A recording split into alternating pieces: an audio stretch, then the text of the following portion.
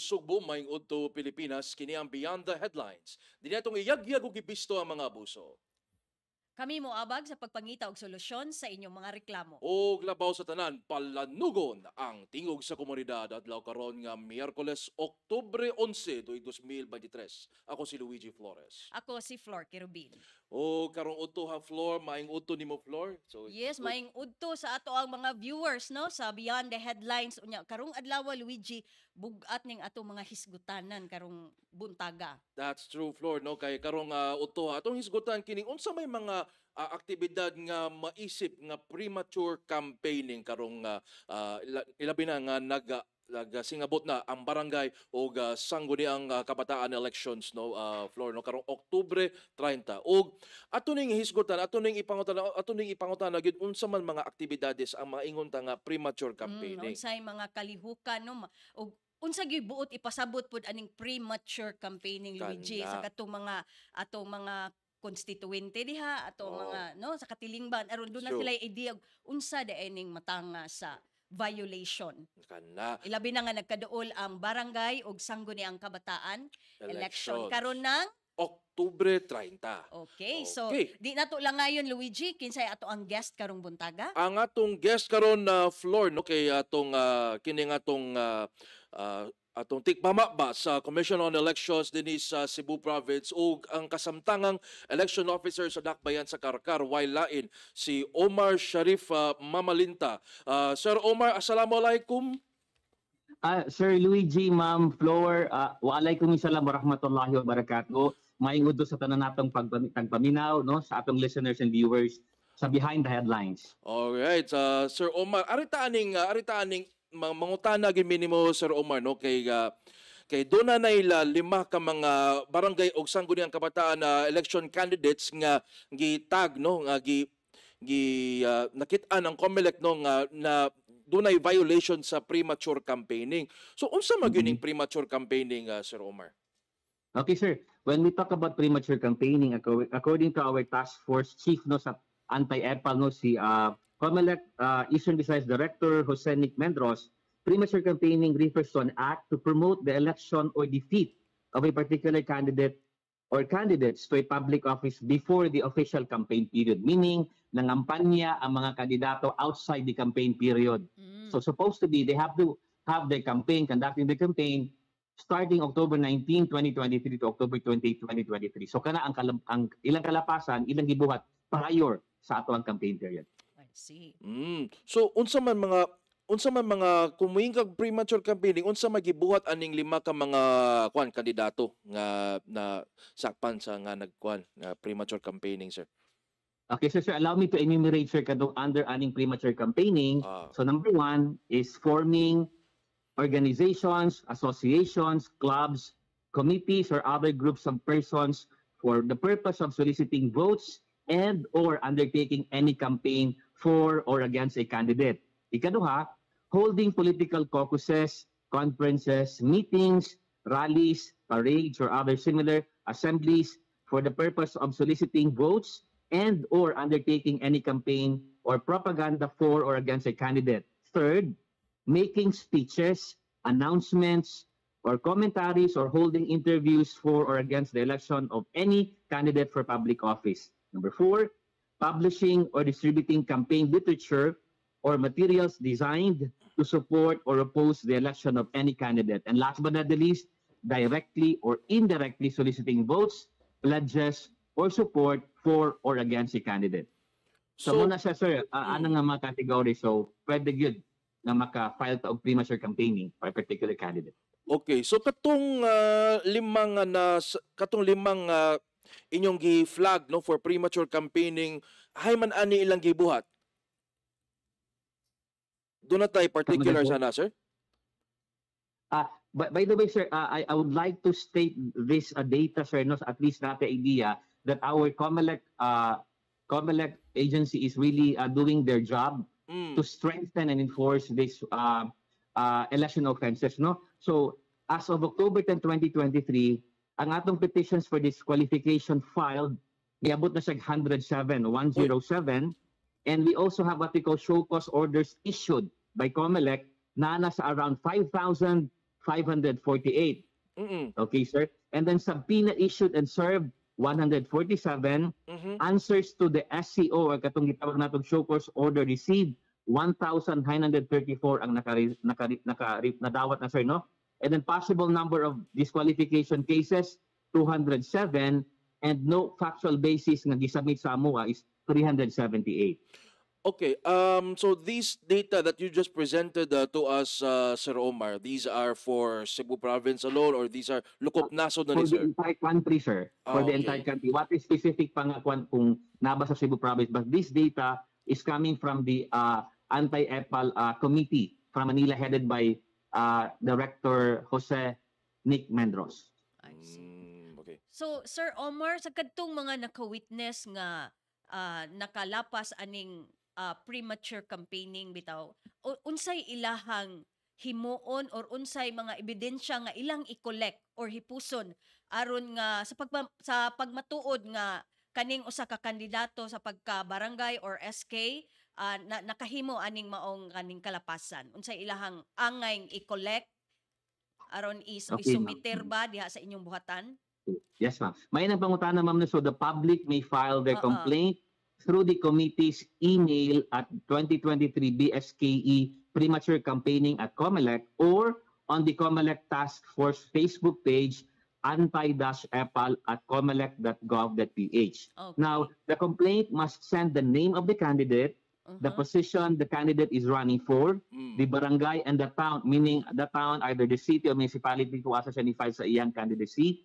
And kung it is also encouraged kung kaybaw sa ilang email ad. That's I see. part of it, ma'am. So, do they need to take photos, Sir Omar? Like, dunay nagbutang baron og a poster or something, dunay nagpulong-pulong nga gipahigayon gawas aning campaign period nga imong gisgutan. So, unsa man ilahang i-take og mo-take sila og mga photos or That can be considered as part of the evidence proving the fact that a particular candidate really has done what we call premature campaigning. Pwede na gid, ma'am, mas maingan ay mas substantiate through photos and videos. photos and videos. So activities like paglamano, kanang kugus-kugus og bata, or activities like kanang, pero og magbutang lang og poster, sir, nga walay kanang vote for.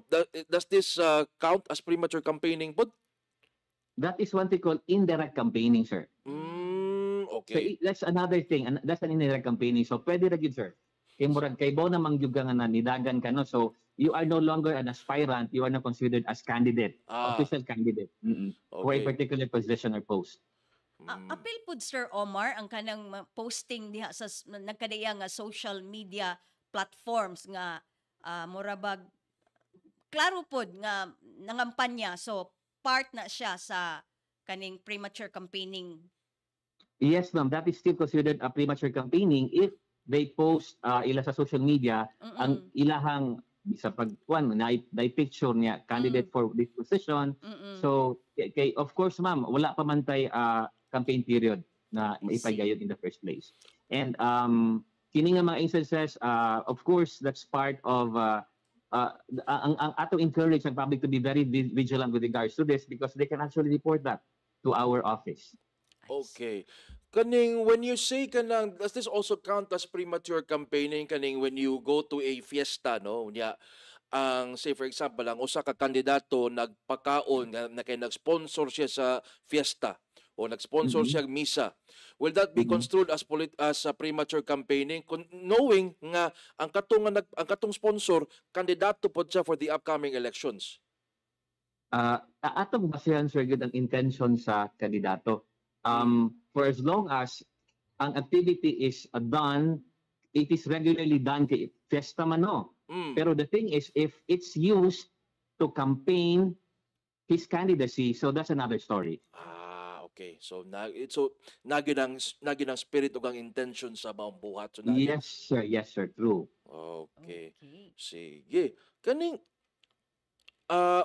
so for candidates nga ni file na sa ilang COCs, kay consider naman silang candidates, like unsa man ang pwede nilang mabutang sa gawas to or unsa man mga paraphernalia nga allowed during this campaign period? Zero ba gyud, sir? Unsa may kuan? Sa campaign period, sir, of course, under the Fair Elections Act, kanang Republic Act 9006, it's stated there, sir, kung sa itong mga allowed nga mga measurement sizes of election propaganda. So, for example, kanang gitawag na itong cartolina size, so it should be 2 by 3 feet lang. It should not go beyond that size. Okay. Yan napunta ka ng bond paper size, it should be 8.5 by 14 feet. I mean, 14 inches, 8.5 by 14 inches ang kadakon. So, pwede ra gid siya mo mas gamayan ng state nato na nung ka nga mo mas mudako. Then that becomes a violation. Mo ra gid, sir. Mo ra gid ilang timan-an. Otherwise, wala day untay problema. Okay. Anya di ba namatoy ka ng cost per voter ang angay natong Yes, of course. Ang atong kwan, sir, kanang gitawag natong statement of contributions and expenditures. So each candidate are required or mandated to submit their SOSE on or before November 29, 2023. So, but the thing is, they have to remember, according sa Balaod, nga dapat 5 pesos per voter na gyud ilang magasto. So if they go beyond that amount, let's say for example, 10,000 registered voters times 5, kato na gyud dapat ang maximum or ceiling nga amount nga ilahang pwedeng gamitonon sa ilahang pagpangampanya. I see. Sir Omar, lain akong concern. What about covered pud ba ang kaning mga posting or promotion diha sa ilahang mga social media platforms promoting sa ilang candidacy, but during the campaign period na siya, Sir Omar? So unsay kuan na to ani? Okay, that's another very good question. Pwede ra gid kay man for as long as ang ilang pagpangampanya through social media, pwede ba Facebook, Twitter, o TikTok, whatever, is at least maka-justify sila sa ilang gigasto. Dili mula pa sa gi-require sa balaod nga gasto. Pwede ra gid siya. I see.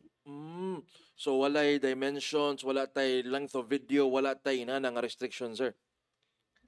Kung mo follow sa Fair Elections Act mo, ato ra gid ta mo verify as to the number of hours. Pero for as long as it's your personal personal account, so mao na siya ang kwan lagi, sir, is kung ang paggasto, ang amount na gigasto nimo must be reflected in your SOSE. Kay what if mula pa siya, sir, so diha na ang mugawas ang problema. I see. Okay. Especially ato siguro Luigi nga ng mga barangay official or SK ba nga mugasto bitaw like sa production kanag yung bongga na gyud kay ilang presentation ba diha silang social media butang platform. lights and sounds para yan ato adiri ron. So kinahanglan i-justify, Sir Omar, ang ilahang mga expenses nga gigamit Definitely, during ana nga promotion. Yes, dapat it's well justified nga proper accounting and documentation pod, ma'am. I see. Kaya na may specific entry sa ato ang SOSE nga ilang i-provide pod. Kaya na po ibang sponsored by, paid for by, advertised mana. So dapat kung dili sa ilaha gyud, so na paid for by ana na mga wording sa ilang mga tarpaulin para ma-consider na siya nga dili niya gasto. It has been that is being paid for by another individual or group of individuals. I see, so sponsored. Okay. Yes. So arita aning kuan, sir, katong di ba namatay gi flag nga 5 na nadugang ba nga numero, sir? Come again, sir? Katong 5 nga gitag for premature campaigning nga mga kandidato, sir, nadugangan ba na, sir? Yes, sir. So far, sir, mo ba tong 5 ang naa katong nabalita, sir, no? Pero specific lang, sir, ang i-mention dito, specific lugar. Wa ko siya mo mention kinsa. Okay, no, okay. Di So, para as of the moment, sir, mo pa na siya nga figure. Ang i-mention for disqualification. Sir Omar, unsa may status aning 5 karon nga na butang na to tataw kaayo nga nakalapas sa kaning ato ang premature campaigning? Well, of course, ma'am, they are made to reply to the complaint filed against them. Okay. So, of course, naman di preliminary investigation, and then of course nasa Manila na pod na gi-hear, ma'am, no? So mo ta siya nga they have to reply for the particular disqualification case para pod nagid tay kuan, ma'am, a due process of law nga ipahigayon para sa kanila to counter the said allegation. Okay. Sige, sir. Okay, napakailain pa ko na floor. Sa lahi siguro sa lain po ni ako ang concern, Sir Omar, gawa sa kaning atong gihisgutan karon nga premature campaigning. Do na ba tay mga lugar, Sir Omar, or mga barangays nga gi-consider nato nga murag hotspot area labi na nga nagkaduol na aning ato ang election? Ma'am, I can only speak of Cebu Province and Region 7 kung sir. kung natin sign, ma'am, no? So far, atong category is green.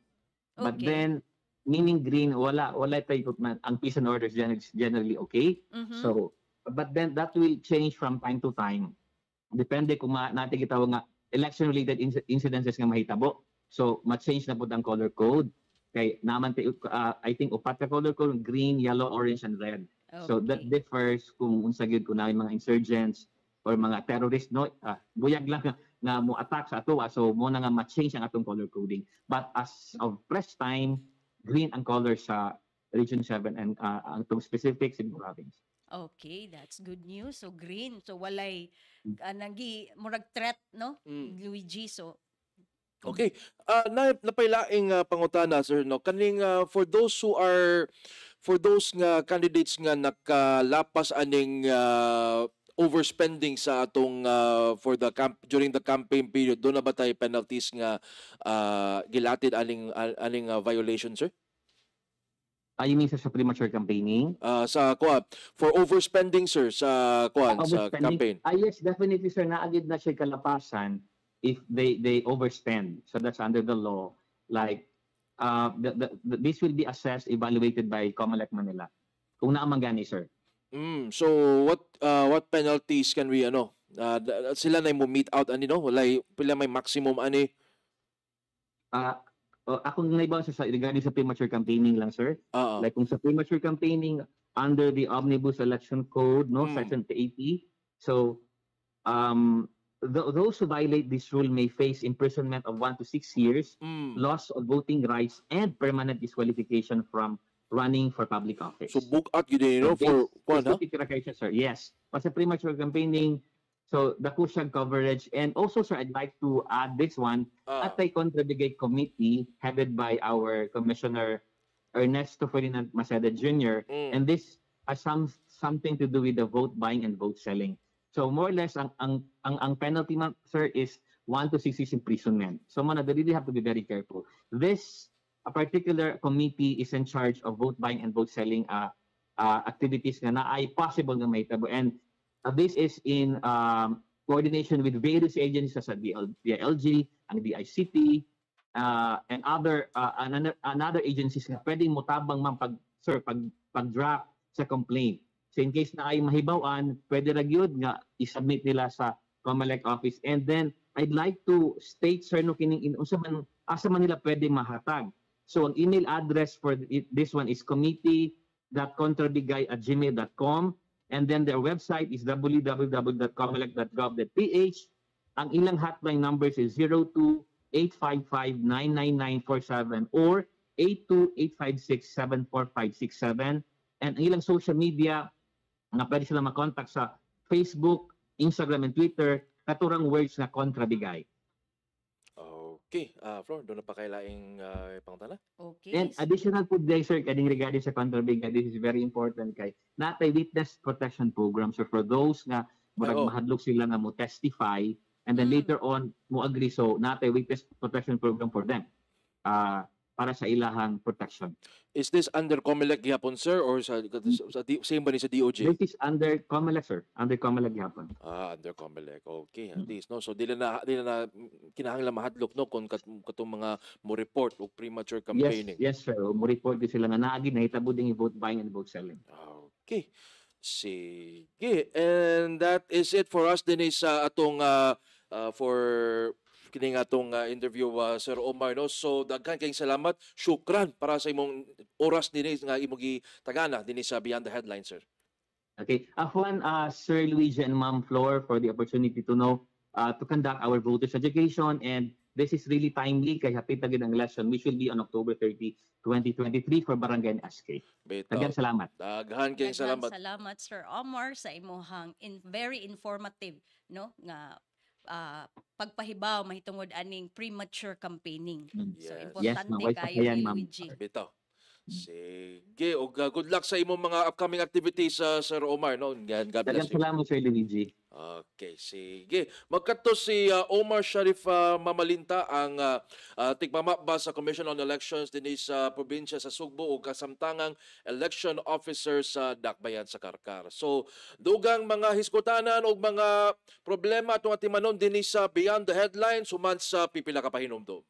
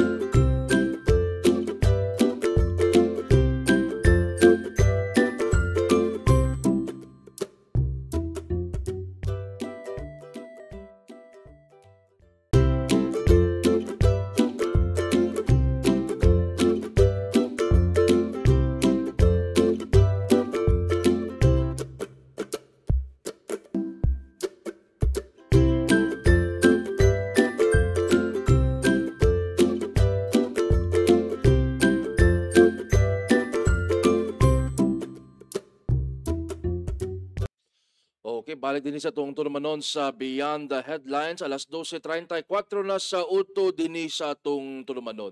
Flor, Yes. doon na tay bisita karong uto ato ning isgutan kini mga kaso sa pagpangawat og mga motorsiklo dinhi sa atong dakbayan sa Sugbo. Kung nakahinumdum katong mga viewers sa Beyond the Headlines, dunay katong gikawat nga motor dito sa IT Park, no, nga giguroy sa usa ka nag-uniform og di pa nato mga pwedeng hanlan ang katong motorcycle hailing app bitaw nga nagdain taon atong motor gikan sa usa ka parking lot sa sulod sa IT Park. Kung nakahinumdum mo ato istorya mo na itong hisgutan karong utuha. So kauban nato karong utuha dinhi sa atong studio sa Sunstar ang Police Community Relations Chief sa Cebu City Police Office, si Police Lieutenant Colonel Albert Quilitorio. So Colonel Quilitorio, maayong hapon ug welcome din sa Beyond the Headlines. May hapon, sir, ma'am.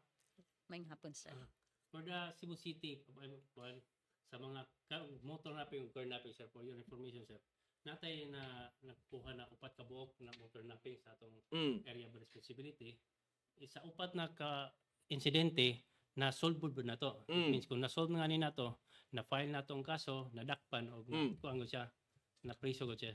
So unsa ni nga period, Colonel? For the month of September sa ato. For the month of September. Oh. Dunay upat na Upat nga ka po. nasolbad nga nato. Nasolbad na. Okay. Kay upat ra pod na insidente ang nahitabo sa amin. Okay. So asa ni mga area sir ang kuha na nato, na monitor nato? Dili sa ato si area sa Cebu City lang. Sa Cebu City lang, pero do you have particular barangays na batay ka ng inana nga one sir? Information sir? Nakuha ko kung asa to na barangay pero akong nabantayan lang sa kung ano is upat ka insidente ko nahitabo sa ato na. May nga ni kay na nasolbad ko nato na nadakpan na file nato og kaso ang mga suspect nang nagkuha sa motor. Mga motor, no? So kuha no kanang unsa man ka, pero for the whole year sir, from January to September, do na kay detalye sir kung pila ka book nga nakuha nato? Wala pa ron sir pero kini siya nung motor na dili ko na permanente ko noon. Na yung mga kuan na occasion na nahitabo pero na mo buwan po nawala po. Na mga buwan nga magmingaw. Mingaw. Okay. So for kuan, so apil na ni katong kuan siguro sir, katong ato na report dinhi sa Beyond the Headlines o sa ka episode nato nga gikan sa IT Park giguroy ang motor kani sir imong makita sa IT Park man ni sir. Kaniya na kuan mo ni sir, na appraise mo ni sir. So bali ang tag-iya ni Luigi ni park siya sa sud sa usa ka parking lot. Di park sa sud sa parking lot unya paggawas niya na mo na nahibong na lang to kayo nawa na iyang motor giguroy niya na makita man siguro na diha. Tapa, o kana so mo nang gikan kuha na siya sa CCTV dito sa kuan sa IT Park mga higala. So would you know Frank ug Teya kanos ani kay di na ko makahinumdum. Di ba ni last week lang? Of the I don't think so Flor. Murag within September siguro ni Flor no.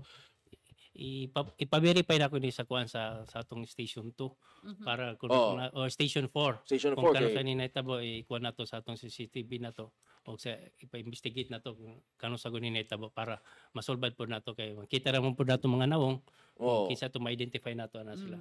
I see. So unsa may mga measures nga gihimo sa atong kapulisan aron na malikayan ni mga insidente sa pagpangawat og motor? Kini ako mohatag mga tips kini pagkuan sa atong mga motor para dili makawat. Dapat katong pagyabi gud nimo kung mo lock na nga ni ka or mo hawa na kasi mo motor, make sure na nakalock gud siya. Kay na uban na nagdali-dali makalimtan ang ila motor pag lock usa pang ila mga yabi. Makalimtan po niya kay tungod sa nagdali kay base na late na ba siya mo nagdali-dali saka dayon mo na nang ato mo nakuha nato nga pahimangno sila na before sila manawag sa ilang motor make sure na naka-lock gyud tapos wala gud ang yabi na bilin sa ilang motor. Tapos ibutang gud nila sa mga kuan katong nahayag kung kuan man na mga kahayag or na mga nagbantay na mga tao na magbantay kay para at least natay pangitaon kung kinsa tong kuan nila. So kani parehaning kasuha sir kay gisud gyud sa parking lot. Ang parking lot Luigi abay nagbantay. Kada kay pay parking doon nagyunay. Dunay na nagbantay floor wala di nako kahinumdum kung na for sure wato makit kay nakuan man kana naguroy gani kana. So bisan og wa na yawi ang unit sir, dali possibility nga pwede gyapon diha siya makita man po nato sa mga sa CCTV na panag sa nila murag kusga nila pagkuamba paghiwi para matanggal nila tapos magbuyod na. Pero karon at least katong nahitabo karon na nakita nato sa CCTV, pwede nato ang building base na sila CCTV dito mas maklaro nato na ma-identify nato kung kinsa tong mga tawahanan na nagkuha sa motor. Colonel, would you know nga sa katong mga carnap vehicle, particularly ani mga motorsiklo, unsay buhaton di ay gyud aning mga suspect unsay ila ning i-chop ilang ang uban nila i-chop po nila tapos kuan nila ipamaligyap na uban po na diretso baligya dito sa ang laing lugar tibuok na unit. tibuok tapos barato na palang pod ang ila pagbaligya mo na kuan po ta sa mga public na magbaligya nga ni sa inyong motor na perting baratuha pagduda na gud mo na kana siya kinawat yun na dili na gunan mo na i-report dayon sa atong kapulisan na para makuan na madakpan nato ng mga tawhana. So asa man ta so saan to pag-check kung kinawat ba kini unsa man nato i-check na sir? Natay kanang sa mga motor naman tay engine. Natay engine na number na mo sila chassis number, na plate number. Kung makita nato na kung walay plate number ang engine number, pwede nato i-trace nato sa HPG makabalo ra man na siya dito. Kung kana siya mga motora unsa na kinawat ba siya o dili. Asa gini natong botan sa HPG gani ron sir? Ang motor sa kuan sa HPD sa nasa atong sa Gorodo. Kapsutero. Kabaho natapad lang nato sila. Pwede nato sila mag-contact magkuan dayon, mo-coordinate kung naay mga paresa ning mga insidente, especially mga kinawat na motor. Kini. So mo na katong mga dunay mga motorsiklo mo na pagbantay-bantay gyud mo kay lisod na kayo ang panahon kay labi na nga ang rehistros motor perti nang dugaya lukaton kay magpaabot og pila pagkabuhan sa dili pa og kaning pag-impas gyud especially sa motor mo ni sa labing lisod nga kuno nga fit nga ato makuno nya makawat ra di ay sus paita. So tips to ngadto sa ato ang mga listeners diha o sa ato mga viewers nga magbinantayon dili ka na bitaw magdinali-dali nga biyaan lang largo abig naka parada na nagtuon na kag okay na ang tanan unya ibalik nimo wa na diha imong unit tama no so kato sang gibaligyaan og kanang unit sa motorsiklo nga ubos kayo nga presyo angay mong mahibong og nga ano so unsa may pangayoon ana dapat na ORCR inigbaligya kasagaran kung ibaligya ang usa ka motor naman guna sila ORCR tapos kanang affidavit na ipakita na ikaw mo palit. Kaya kung walay ORCR tapos ang ila ihatag na ORCR pagod katong mga Xerox copy ayaw guninyo tuhi. Kaya kasagaran mag Xerox copy nga ni mao ni akong Xerox copy ang original to be followed na lang ayaw gun mo to ana kay kanang nagpasabutan na murag usa na siya sa mga kuan pamaagi na nila na makinawat ng mga motora. So mo nay timan-an sa publiko nga og wa gani ng mga dokumentuha unya gibaligyaan mo sa motor angay mong mahibong. Pwede po ninyo kamana para mas sure ka mo pwede ka mo sa HPG ipa-verify ninyo ang motor na ipalito ninyo kung kini mang motor kinawat ba o dili. Okay. So kato ding kaso nga ato nakita kaganina ato ni siyang napagawas niya tong September 25 o kuha ni siya kining sa IT Park so ato ni nakita ang pinaagi sa usa ka post dito nga gikuha nato pinaagi sa Facebook. Dili to part ka sa katong accomplishment nga na solve naman ka ang motor napping appeal na sa September ninyo nga kuan sir. Katong sa 4 month of September na upat pagabot na insidente.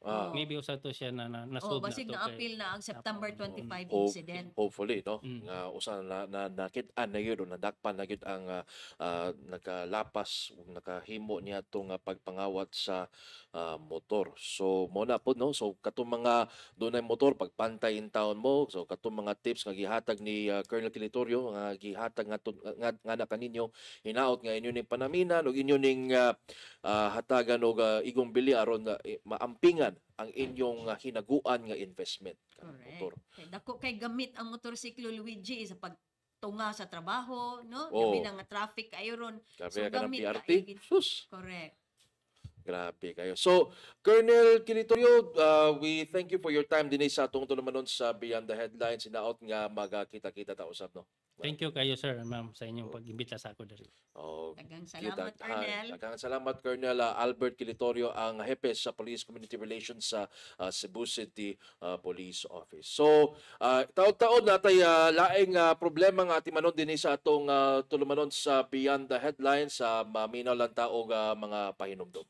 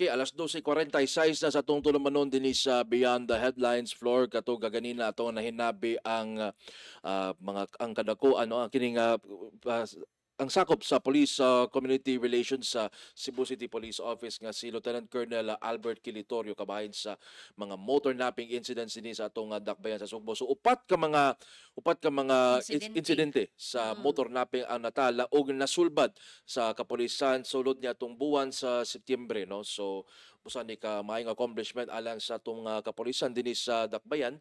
Hinaot nga katong mga kuan nga biktima ta palihog lang ato lang sa inyong mga labing duol nga police station kung doon ang mga insidente nga sasama niya na kay what if napay mga insidente nga wa na ma-report down, no. May tag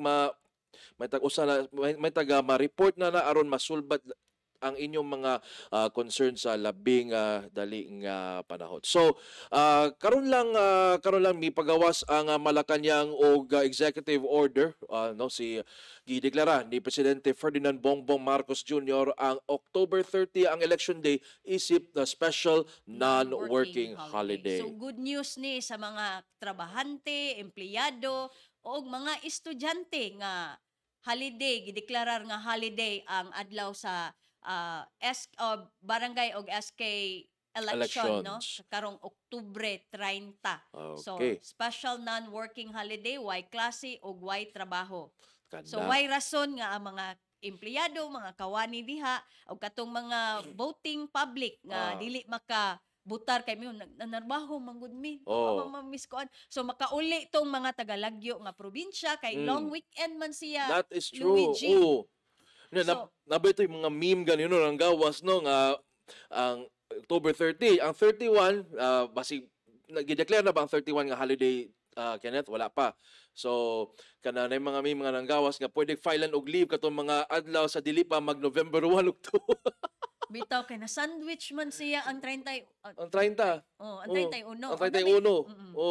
Unya mahimo after November 2 mag-file sa laing leave. Aron maka lahos-lahos lagi sa imong bakasyon pero wala pa deklarasyon na ang October kaning October 31. So atangi lang ang kung dinhi sa Sunstar ang mga updates kabahin niya na. So November 1 is of course All Saints Day, November 2 is All Souls Day, no. So tigpauli na sa mga atong mga kaigsuonan aron makapanglimpyo o makabisita ngadto sa atong mga patay. Sa paghandom sa ilahang mga mahal sa kinabuhi nga mitaliwan na sa laing kalibutan. So among usbon, October 30 is a special non-working holiday sigon sa pagdeklarar sa ato ang presidente nga si Ferdinand Bongbong Marcos Jr. Okay.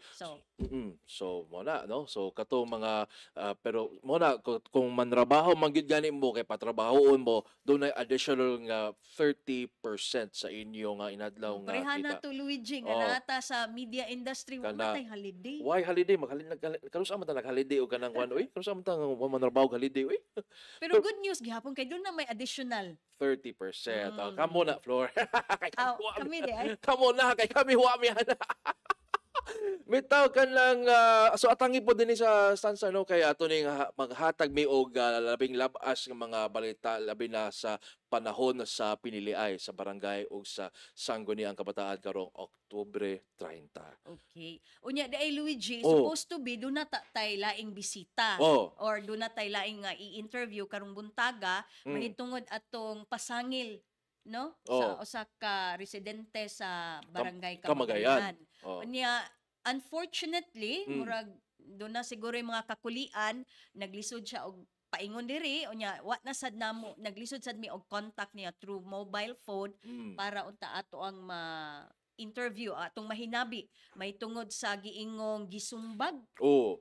Gisumbag sa usag allegedly gisumbag sa dunay mga dunay mga update di ay no mahitungod na niya karon lang nga gihisgutan doon na coming di ay siya mga higala coming siya okay ato sige lang huwaton kay kuani kanang murag sige doon ay communication ang ato ang producer din no si kauban nga si Kenneth Torres. Okay. So arita aning mga road closures din sa dakbayan sa Talisay labi ng singabot na ang piyesta sa poblasyon Dalisay City. So mga Paghandog. motorista, no, be aware sa mga kalsada, Luigi, nga gipangsirhan. Aha. Tungod So, aning traslasyon ahay, sa Santa Teresa de Avila. okay. Karong October 11 ba ni Luigi? October 13 ni siya Ah, karon ning Biyernes floor no alas 8 sa buntag.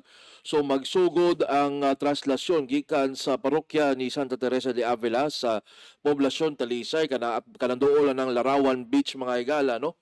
Paingon ngadto sa Kansuhong Barangay Hall, sa Tangke Barangay Hall o kini usa ka convenience store nga at mo sud kini sa San Roque Elementary School o sa Barangay San Roque nga Barangay Hall, lapos dito sa Mulabang sa South Road, Cebu South Coastal Road, paingon na sa Our Lady of Consolation Parish sa Laray, Talisay City. That's on October 13, 13. alas 8 sa buntag. No? Nya until kanus na no i-uplift ang Kining road closure, kining wala road pa. closure. Wala gibutang pero for as long as lifted, mahuman. no?